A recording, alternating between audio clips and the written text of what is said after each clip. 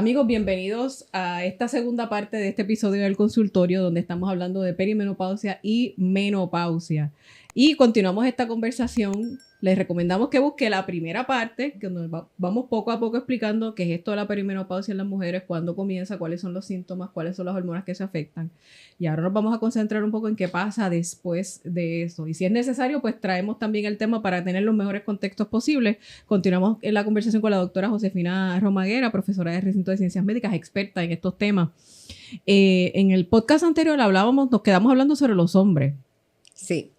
¿Y eso se estudia o se ha estudiado en Puerto Rico? ¿O se ha estudiado más el asunto de las mujeres que de los hombres? Yo diría que se ha estudiado más el de las mujeres. Bueno, por lo menos en alguna disciplina, doctora, que nos dan esa importancia, porque no siempre pasa. Sí.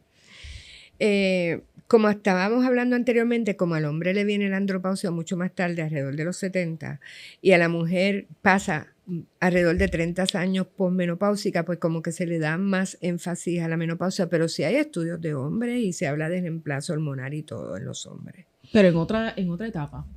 Más tarde. La perimenopausia puede durar años. Usualmente dura alrededor de 3 a 10 años. Después de los 40 en cualquier momento. Como hablamos, algunas pacientes se manifiestan más síntomas que otras. ¿Cómo yo sé que termine mi perimenopausia? ¿Es algo que la doctora me va a decir o es algo que yo puedo atipar o detectar por mis síntomas? Cuando te venga la menopausia. Cuando tengas esa última menstruación y haya pasado un año, ya no estás perimenopáusica. Ahí estás menopáusica. Supongo que es algo que ya el doctor o la doctora especialista le dice al paciente. Oficialmente ya estás en menopausia. Bueno, es que la paciente lo sabe porque si hace un año que no tuvo reglas, ya está menopáusica. Porque la menopausia se define como la última menstruación de la mujer. Un año después ya está posmenopáusica. ¿Qué pasa con las hormonas en ese momento? Pues ahí es que el ovario ya no tiene los folículos funcionales y ya la paciente ya no ovula. Al no ovular, no va a tener el estímulo para que se produzca el estrógeno y la progesterona y entonces los niveles bajan significativamente. Baja el estrógeno, baja la progesterona, la testosterona se sigue produciendo en el tejido del ovario que se llama la granulosa. Por supuesto, a unos niveles mucho más bajos que el hombre, pero todavía posmenopáusica sigue produciendo testosterona. Esto es importante porque mucha gente que por alguna circunstancia se vaya a sacar la matriz, le dicen, pues ya los ovarios no funcionan, pero en realidad los ovarios siguen funcionando porque siguen produciendo la testosterona. Y se ha visto que las pacientes que se les sacan los ovarios van a tener menos niveles de testosterona y menos niveles de estrógeno, que aunque van a ser bajitos, van a ser mucho más bajitos. Porque ese andrógeno se produce en el tejido graso, pasa a estrógeno. Así que siempre vamos a tener de hormonas, lo que pasa es que van a estar mucho más bajas.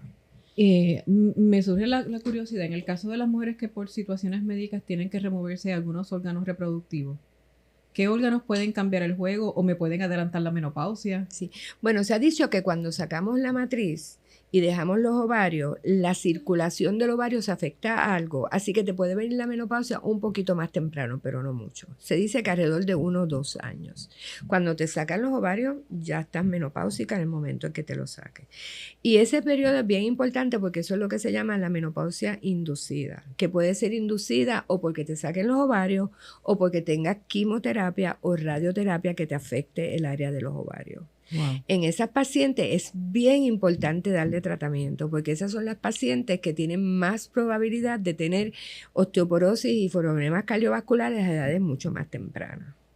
Así que toda paciente que por alguna circunstancia médica tenga la menopausia antes de los 40 años, debe de recibir tratamiento, por lo menos hasta las 50, que es la edad en que se supone que venga la menopausia. ¿Puede haber alguna otra razón médica particular por la que la menopausia o la perimenopausia y la menopausia le llegue a una mujer antes de tiempo? Está lo que llamamos el primary ovarian failure, el fallo ovárico primario, que eso le puede dar a cualquier mujer. Y la causa más común es problemas cromosómicas, pero puede dar por otras cosas, inmunológicas o de infecciones que no sepamos. Yo he tenido pacientes que le viene la menopausia a los 36 años y le hago todos los laboratorios de y todo está bien. Así que a los 36 años. Sí. Y, por ejemplo, lo que llaman... Debe ser, o sea, yo me impactaría, o sea, de hecho me preocuparía si usted me dice, tengo 36 años, ¿Qué hago? ¿Cómo lo evito? ¿Cómo lo retraso? ¿A dónde miro? Es una situación bien difícil para la mujer por varias razones, especialmente si es una paciente que tenía todavía sus expectativas reproductivas. Y segundo, que si no se trata, la probabilidad de que le dé una osteoporosis es altísima y la probabilidad de que tenga enfermedades cardiovasculares temprano. Entonces, se les hace bien difícil realizar que deben recibir tratamiento. Y con todos estos mitos de que causa cáncer, pues mucha gente le coge resistencia. Sin embargo, tenemos que recordarnos que el cáncer es cuando tenemos muchos años con el estrógeno. O sea que en realidad tú no estás poniendo a esa paciente a un riesgo más alto, porque lo que estás dando es supliéndole lo que le falta a edades tempranas hasta el momento que se suponía que se le fuera. Me surge una pregunta. Uno ve mucho por las redes sociales medicamentos, pastillas, ungüento, remedio. ¿Qué es lo más, no sé si de la palabra correcta, lo más loco, lo más que le ha sorprendido que le ha llegado a su oficina, que le digo, no, que si me compré esto en una tienda, una pastilla de... Pues mira, a mí me vienen de todo y yo siempre le pregunto por qué otros medicamentos está usando que no se han recetado, porque uno se sorprende. Por ejemplo, mucha gente usa cartílago de tiburón. Eso no afecta tanto a la menopausia, pero puede hacer que la paciente sangre. Hay muchos de estos componentes de medicina alterna que tienen otras implicaciones.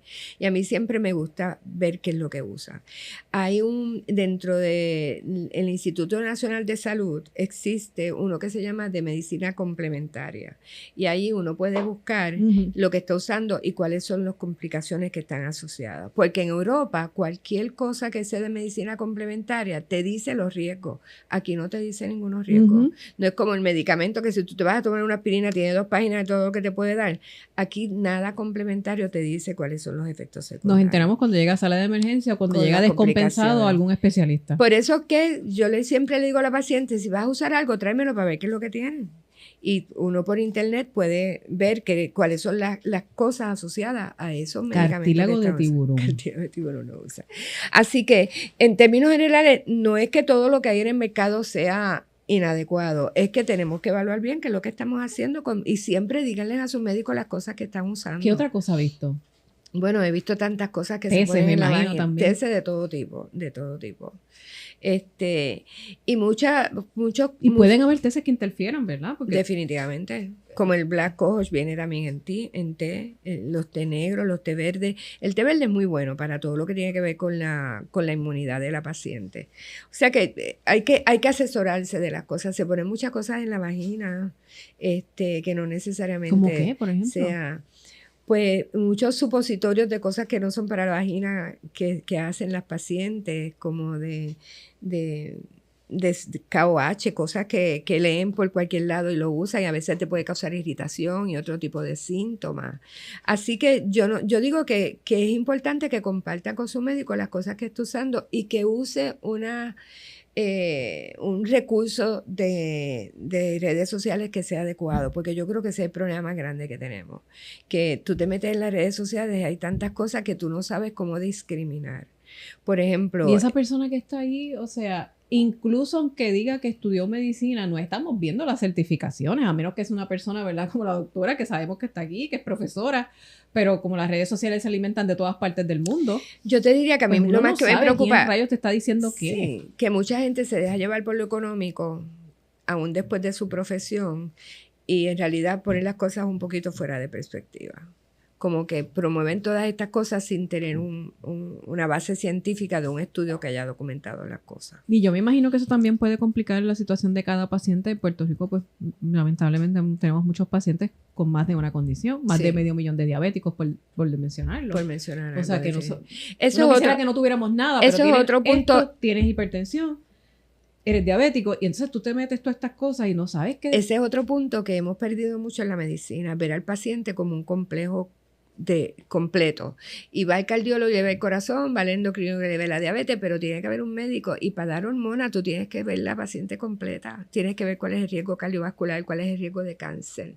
Tienes que ver también cuáles son los síntomas reales de la paciente y qué es lo que estás tratando y previniendo. Así que definitivamente es algo comprensivo que hay que tener todos los factores antes de decidir cuál es la mejor terapia para la paciente. Entonces, una vez ya estamos en la menopausia, ¿se sigue suplementando con hormonas?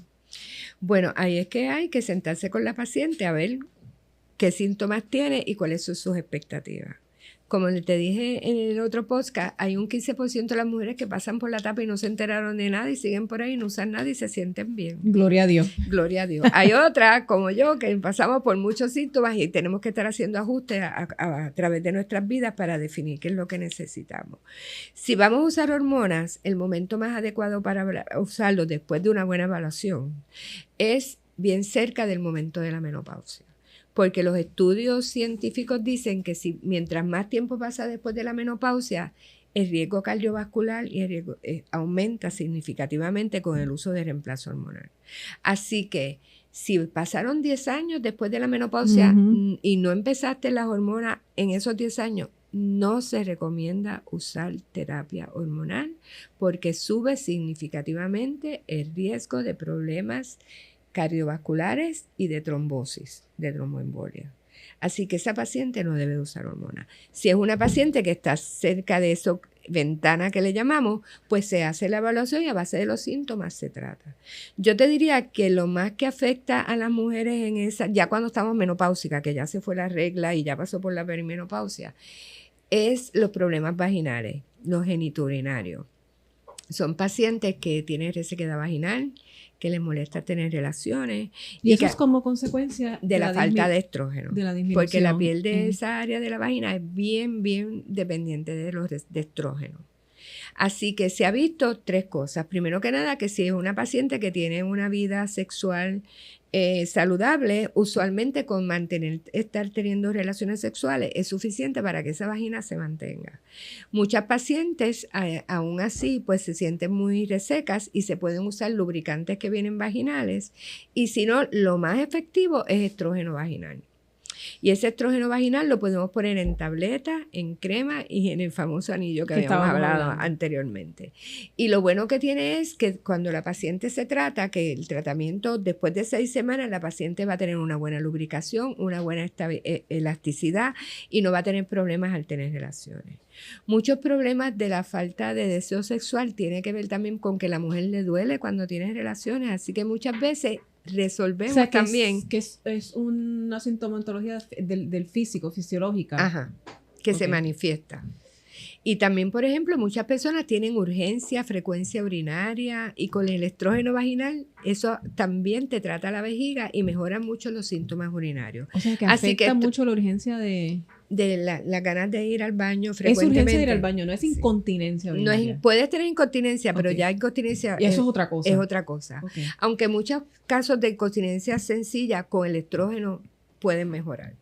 O sea que el estrógeno vaginal tiene muchos beneficios. Sí, qué interesante porque trabaja entonces otras áreas que van más allá de lo que es el órgano reproductivo. Y eso se puede usar indefinidamente mientras tenga su mamografía y sus cosas al día. ¿Existen percepciones equivocadas con relación a la menopausia a nivel social? Usted que lleva tantos años bregando con Yo creo que existen muchísimas. Hay muchísimos mitos y yo creo que es un área que tenemos que educarnos bien. Pues mucha gente piensa que ella no se siente como mujer, piensan que todas van a tener problemas en las relaciones sexuales, tienen muchas dudas con respecto a los reemplazos hormonales, si usarlos o si no usarlos. Yo te diría que es de las áreas que más mitos hay con respecto a la salud. De la mujer. De la mujer, O sea, que hay que seguir hablando de estos temas. Definitivamente. Y documentándonos bien. Es parte de nuestra vida. Hay una sociedad que se llama la Sociedad de Menopausia de Estados Unidos, está la internacional. Ellos tienen una guía de menopausia y está en español también por las redes. ¿Cómo se llama? Se llama North American Menopause Society, en inglés. Y ellos tienen información en español. Hay que tener mucho cuidado cuando uno se mete en las redes, que es lo que ve. Yo estaba haciendo un pequeño search y sorprendentemente las cosas que vienen de España están muy bien documentadas, mejor que las que ocurren por acá. Que acá rápido te tiran a algún suplemento. España es como que se va a lo que es. No, y hay que tener también cuidado con la inteligencia artificial ahora, porque ahora hasta También, los pacientes, hasta los resultados de laboratorio, doctora, los meten en ChatGPT para que ChatGPT le diga lo que es. Yo me imagino que ustedes sufren ahí en el proceso. Porque, sí, nuevo, retrasa mucho la cita médica. Es una herramienta muy útil. Sí. Pero esa gente no está, eso que está ahí, yo no sé, lo que esté detrás de eso, el algoritmo, no sé, del inteligencia artificial, no estudió medicina. O sea, es la inteligencia artificial y hay que saber hacer uso adecuado sobre eso.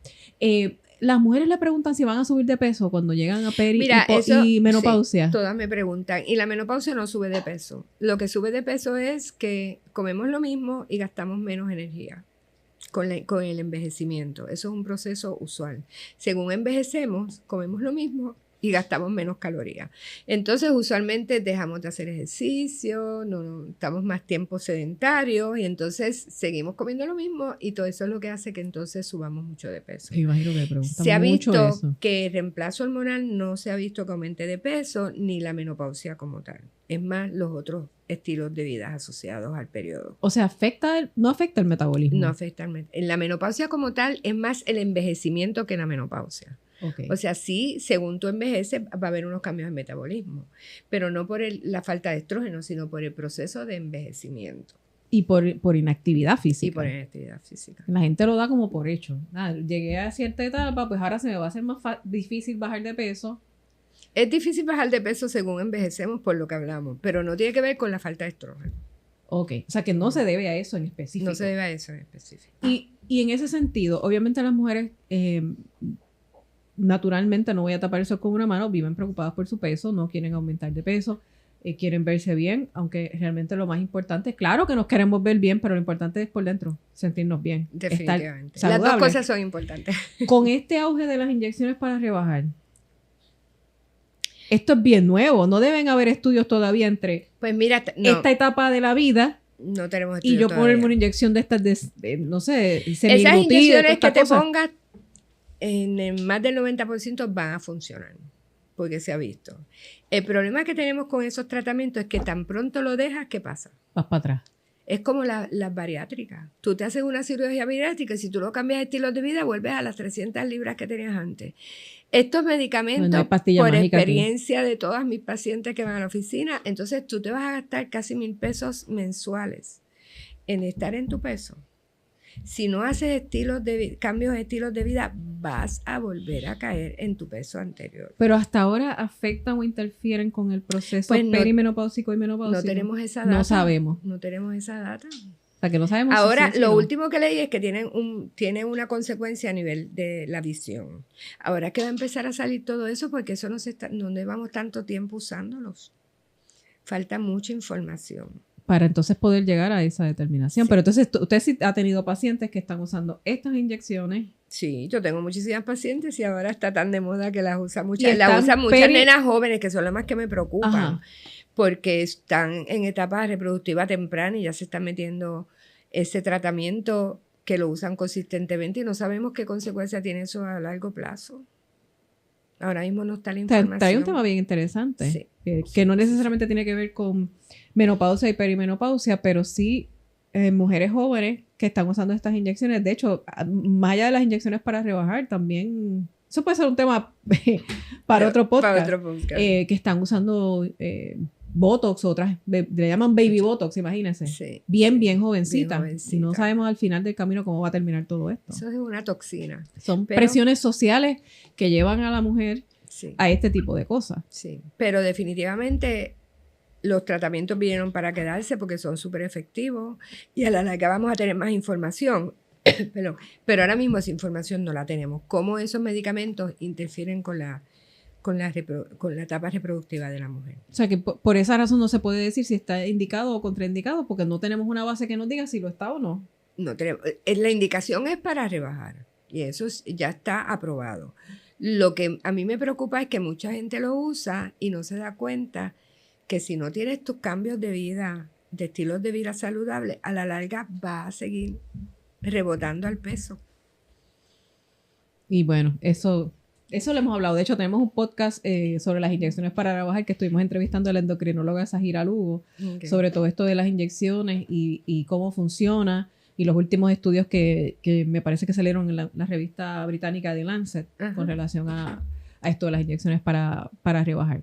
La menopausia, regresando al tema de la menopausia, una mujer una vez entra en menopausia está ahí hasta que fallece. Hasta que se muere. O sea, que después de eso no hay otra etapa. No hay otra etapa.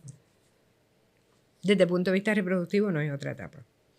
Y en ese periodo, ¿hay subetapas dentro de lo que es la menopausia? Bueno, tenemos la menopausia temprana y la tardía, que la temprana es mayormente los primeros 2 años. Y ya después los cambios van a ser los mismos, progresivos. Por ejemplo, la cuestión cardiovascular, lo de los huesos. Si no te tratas los huesos, pues vas a seguir perdiendo huesos. Se ha visto que, pues, si no te tratas adecuadamente, no tienes los estilos de vida adecuados, pues se van a formar más placas en las arterias, vas a tener más enfermedades cardiovasculares y eventos cardiovasculares. Así que, pero que en realidad... ¿Las mujeres dejan de ir al ginecólogo después de cierta edad cuando deberían seguir yendo? Muchas pacientes dejan de ir al ginecólogo. Tenemos que acordarnos también de los cánceres en esta etapa, lo importante que es identificar cáncer, siendo más común el de seno, que por eso debemos de tener nuestra mamografía anual y también un examen de seno clínico. Eso es un mito, yo digo, eso es un mito, que el hecho de que, ya yo entré en la menopausia, ya yo no estoy menstruando, y como ya yo no estoy menstruando, pues ya yo no tengo que ir a la ginecóloga. Pues mira, yo como ginecóloga hago un examen completo y soy medicina primaria. Yo chequeo que la paciente tenga las vacunas al día, tenga sus screening. Pero los pacientes tienden a pensar eso. Pues pero muchas pacientes piensan así. Como ya yo no menstruo más, pues ya no tengo que ir. Mucha gente piensa eso es un error. Así. Es un error, definitivamente. Aparte de eso, nos quedamos en los cánceres, el de seno, que es el más importante, cáncer de colon. Tengo pacientes de cáncer de colon en los 40. Ahora la colonoscopía se bajó a los 45 por la alta incidencia que tenemos. Y eso yo siempre mando hacer el cernimiento de cáncer del colon. El cáncer del útero, que no es tan común, pero en las pacientes obesas es mucho más común y nosotros tenemos muchas pacientes obesas y una incidencia bien alta de cáncer de endometrio. Así que definitivamente no es nada más que las hormonas, es chequear a la paciente, ver cuáles son factores de riesgo, identificar las condiciones temprano para que no tenga unas consecuencias serias a largo plazo. En eso de cáncer de colon, busque en nuestro podcast que tenemos uno sobre específicamente cáncer de colon y los análisis que hizo el doctor, no recuerdo el nombre ahora, pero el doctor que entrevistamos, en términos de los resultados y cómo él estaba viendo un patrón acá en Puerto Rico de que era más temprano, que es lo que usted acaba de mencionar, que la recomendación es una edad, que lo estaba viendo bastante más temprano, y otros cánceres también, por los resultados que él obtuvo del laboratorio que trabaja este tipo de cosas. Salió un artículo, no lo pude leer porque lo vi esta mañana, de cómo está aumentando la incidencia de cáncer en los pacientes jóvenes. Y eso tiene que ver mucho con estilos de vida saludables, nutrición, así que son cosas que tenemos. Y usted hablaba de la nutrición en este proceso de perimenopausia y menopausia, que la nutrición es importante de toda la vida. Desde que yo estoy embarazada y estoy nutriendo, ¿verdad?, al bebé, en este caso, ¿verdad?, a mi hija. Y yo me imagino que esto también tiene mucho que ver con los alimentos ultraprocesados. Definitivamente. Y cada vez sale más información con respecto a eso. De los daños que eso provoca y el tiempo de vida que le quita a uno. Y la exposición que tenemos a plástico. Que como estamos viviendo ahora, los plásticos reciclan y llegan a nuestro cuerpo. Y están saliendo estudios sobre eso y su efecto en la salud del cuerpo. Sí. Porque lo he visto. Yo creo que eso es de las pocas, ¿verdad?, cosas. Yo tendré muchas diferencias con el nuevo secretario de Salud Federal. Yo me imagino que muchos médicos la tienen, particularmente en el asunto de las vacunas. Pero hay algo que yo sí aplaudo, y es el hecho de que él está metiendo mano a los que son los ultraprocesados y a los aditivos como el Red 40, el Yellow Number 5, y que se sustituyan por colorantes naturales. Porque en Estados Unidos, pues usted ve un pote de ketchup y la lista llega de aquí a Marte. Sí. Y si usted tiene alguna vez la oportunidad de ir a Canadá o ir a España o a algún punto de Europa, búscalo y retrátelo con el teléfono, y cuando llegue a su casa compare. Sí. A ver si tiene lo mismo, porque en Europa, pues la Comunidad Europea tiene unas regulaciones que son muy estrictas con relación a la alimentación, y todos estos aditivos y a veces los sustitutos de azúcar también. Sí. Tienen algunos efectos. Quizás hay estudios que dicen que hasta provocan más hambre cuando tomamos las cosas de dieta. Sí. O sea, que todo eso se está viendo, y por lo menos en esa parte yo digo, pues en eso, pues yo se lo aplaudo, que lo quiten. Hay otras cosas que no, pero para eso es la democracia, ¿verdad? Tenemos derecho a pensar como querramos. Claro. Pero en esa se la doy. Yo no sé usted, pero yo se la doy. Qué bueno que quiten esas cosas. Sí, que haya más conciencia con respecto a lo que comemos y que sean más cosas naturales. Lo que pasa es que a la misma vez, pues, el costo de los vegetales y la fruta es mucho más caro y no todo el mundo puede afford una nutrición adecuada, pero nos debemos de tratar de enfocar en lo más adecuado. Sí, eso es bien, bien importante. Y también es una decisión, de hecho, con las redes sociales, con el internet, podemos buscar buenas fuentes que nos apunten, como yo digo, en la dirección correcta, porque si bien es cierto que hay que educar a la población, la gente también tiene que tener un poco de curiosidad intelectual. Y lo digo porque hay personas que reciben las asistencias nutricionales y uno observa en la fila que están comprando. Sí, y el que no recibe también, todos compramos. Claro, pero entonces veces esa asistencia se da para comprar alimentos saludables, doctora. Yo he visto en la fila y veo los six-pack de refresco, diabetes en un pote, diabetes en un padrino. Pues cuidado, porque se supone que esa ayuda sea para que las personas como el WIC, mejor, para asegurar una buena alimentación. Sí. Y un montón de jugos ahí que, mire, no sé, para mí eso también diabetes empacado. Porque si usted tenga curiosidad, lea lo que dice atrás y mira la cantidad de azúcar que tiene. Sí, es increíble. Que el jugo de China no es China. A veces usted prima una china, le sabe igual. O sea, todas esas cosas, pues, ¿verdad? Son importantes porque redundan al final de cuentas en nuestra salud. Definitivamente. Algo más que quiera añadir. Hemos tenido una conversación bien, bien interesante sobre estos temas. Pues yo creo que mi recomendación más grande a las pacientes que estén pasando por esta etapa es que tengan una evaluación completa antes de tomar una decisión con respecto al tratamiento, si alguno que van a usar, que se enfoquen en la información adecuada y que tengan mucho cuidado con lo que se lee en las redes, incluyendo todo lo medicina alternativa que hay en las redes, que hoy yo me metí, había como 20 en los primeros 10 que salieron.